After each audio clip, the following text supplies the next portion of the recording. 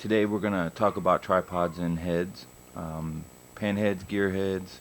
Um, I've been shooting large format, medium format, and digital for ever. It's digital since it first came out and film since I was a kid. I've been through lots of tripods, and I like to buy tripods one time.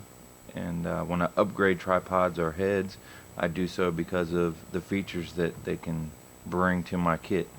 A few of the tripods I have are in the back. You can see that they have a 4x5. It's a Cambo 4x5 monorail.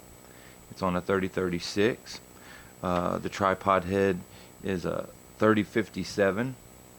It's kind of awkward to work with, so I upgraded to a gear head for all my medium and large format.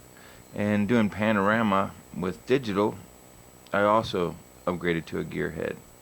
So some of the tripods that I've had for a long time, there's there's many variations on the 3036. This is one of my first ones.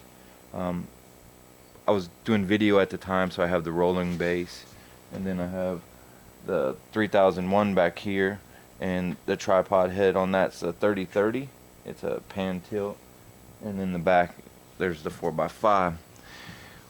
When you're hiking and stuff, you can buy carbon fiber, but I'm kind of a big guy, so I can carry the weight, so I don't invest the money in the carbon fiber. At least I haven't yet, because the prices are just too expensive for what I'm see the value of the weight savings. So I bought this one. It's the 190X PROB, and I bought it with a ball head. The reason why I bought this is because it lets you do the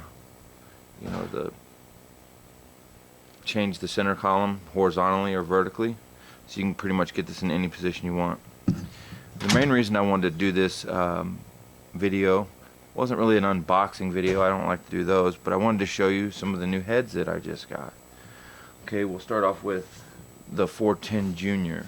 Okay, this one here is, I think, I don't know the specs. You can look them up online, but I would say it would hold up to around 15 pounds. Let's take a look and see what the literature says.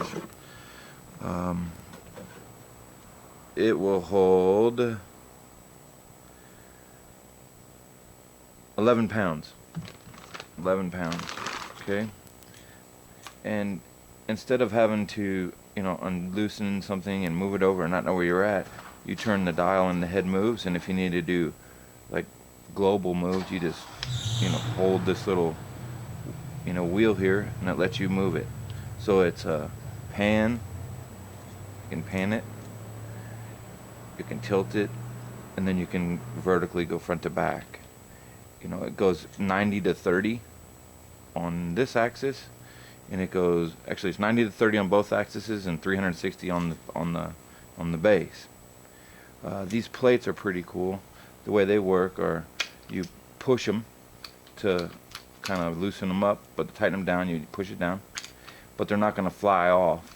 So you hold this button in and it pops off, and inside there comes 2 screw heads, and you take one out, so this will be the 1/4 and then you store the 3/8 in the bottom. There's some screw holes in the face, but you just store it in the bottom of the head. Has a spirit level. It's a pretty nice tripod head. I'm real happy with it, and this is my second gear 410. The first one, a friend of mine needed it, so I let him borrow it, and I needed it, use it. He hadn't returned it, so I bought another one. And he eventually just bought that from me. So this is my new 410. When you step up to 4x5s and larger 5x7 and 8x10, you need something that can handle a lot more weight. So this is where this gear head comes in. This one's the Manfrotto 405. It's quite a bit bigger.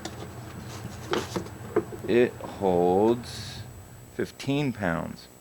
I think that's a pretty conservative number. This one, to me, is the best gear head money can buy.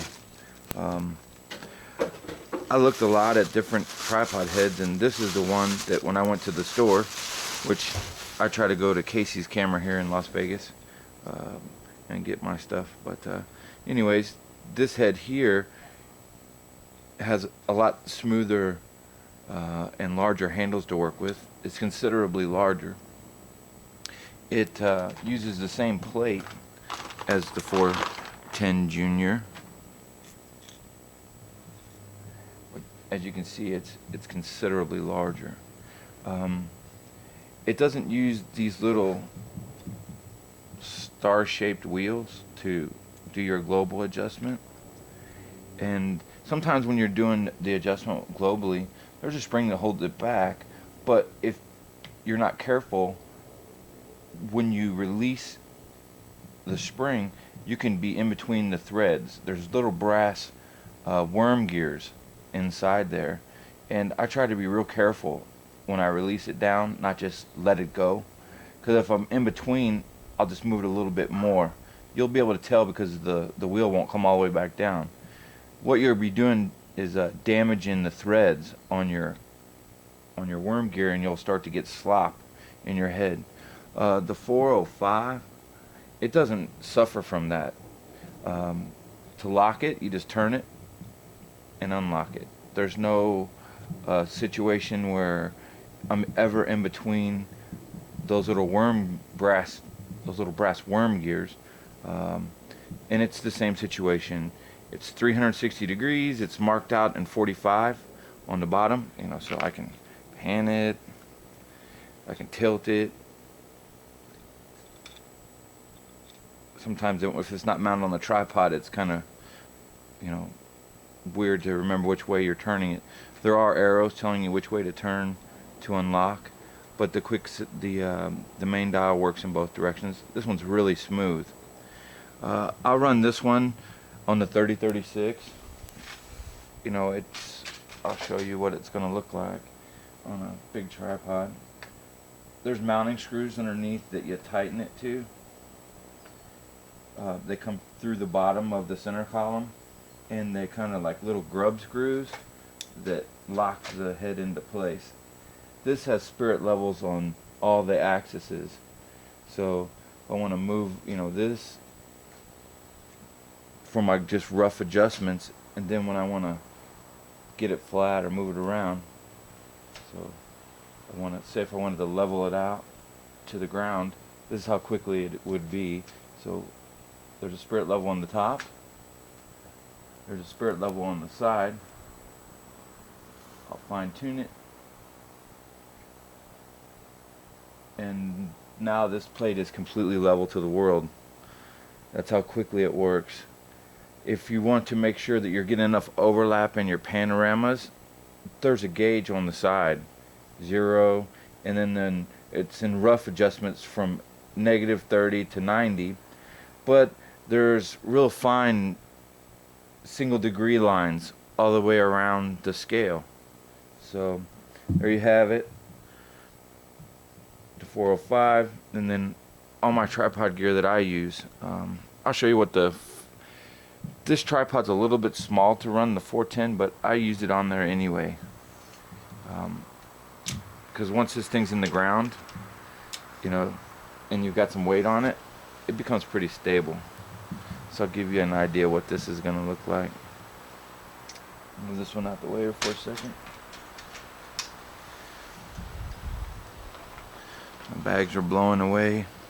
We're sitting outside in the backyard, and beautiful day here in Las Vegas. Let me just set this on the ground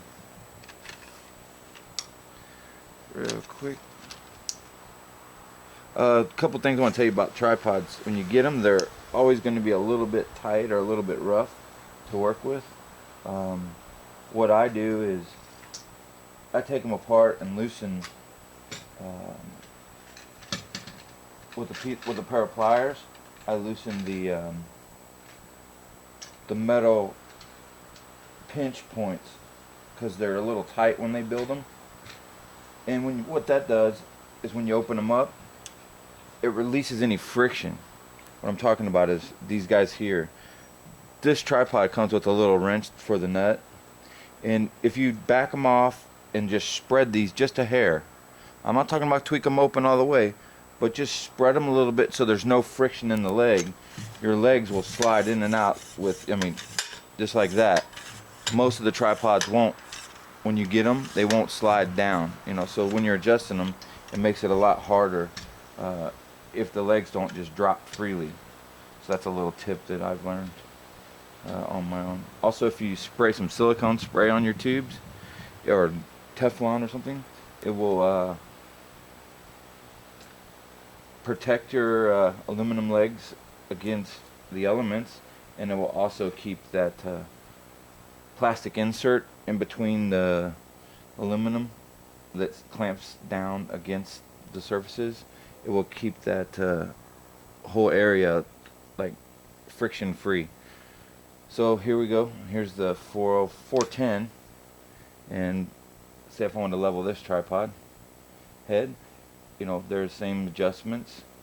I can do global, so let's pan it around with the global. You see that little bump? It's because I wasn't in the middle. That's the difference between the 405 and the 410, is I try not to do what I just showed you where it kind of clicked over, because I was resting on that worm gear. Okay, so there's only one spirit level here on the top, and now this is level to the world. That's how quickly it works. The degrees, it's the same scale, so you have all of the measurements you need to stay with your proper overlaps if you're stitching panels together. It works real good if you don't have a sliding pan rail. So there you have it, my Manfrotto gear, Bogen and Manfrotto gear.